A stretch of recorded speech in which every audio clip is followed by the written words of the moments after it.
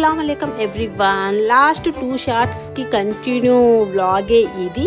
Prawns garlic 65. ఇక్కడ వేయించుకున్న prawns చూసేయండి, కొద్దిగా కట్ చేస్తున్నాం అన్నమాట. తర్వాత గార్లిక్ కాజు ఒక ప్యాన్లో కొద్దిగా ఆయిల్ వేసి ఫ్రై చేసేసాము. తర్వాత ఇక్కడ వచ్చేసి ఇంకో కడాయిలో soya sauce, chilli sauce, tomato sauce వేసేసి వేయించి కొద్దిగా ఆయిల్ వేస్తానే ఇంకా కరివేపాకు వేసేసి వాటర్ వేసేసాము. దాంట్లో ఇప్పుడు ఫ్రై చేసి ఉన్న ప్రాన్స్ కూడా యాడ్ చేసేస్తున్నాం. చూసేయండి, మీరు డెఫినెట్గా ఆ 2 షార్ట్స్ చూడండి. చూస్తేనే ఈ కంటిన్యూ వ్లాగ్ మీకు కొంచెం క్లారిటీ వచ్చేస్తుంది.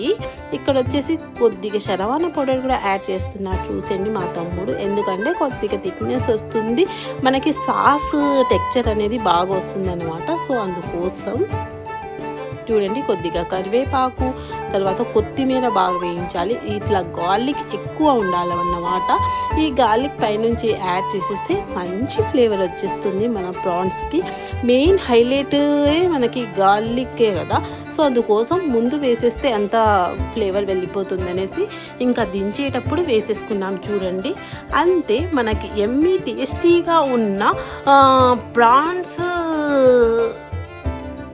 గార్లిక్ 65 రెడీ అయిపోయింది. చూసి మీకు నచ్చితే ప్లీజ్ సబ్స్క్రైబ్ చేసేయండి మరియు లైక్ ఇచ్చేయండి.